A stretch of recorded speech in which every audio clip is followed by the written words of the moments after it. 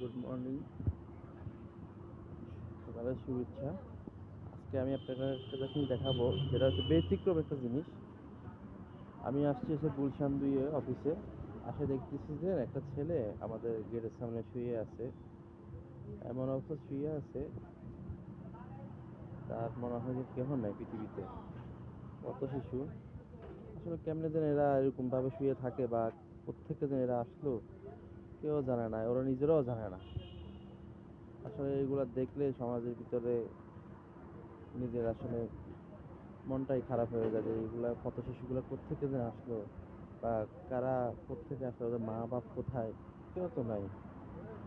আপনাদেরকে আমি একটু দেখাই ও কিভাবে শুয়ে আছে, একটু দেখেন।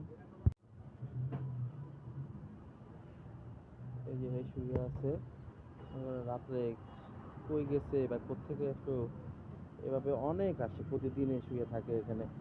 তো কি করবো, মনে করেন আমরা তো রাখতে রাখতে হয়ে উঠতেছে না।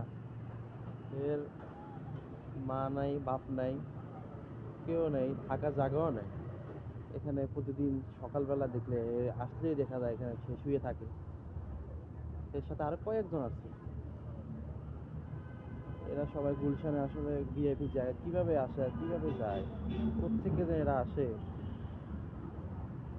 কেউ জানে না। আসলে এদের অবস্থা, এমন অবস্থা হয়েছে, এদের গার্ডিয়ান থাকা অবস্থাও নাই। এখন হচ্ছে সকাল 8টা বাজে। এই যে পুরো গুলশানের অবস্থা।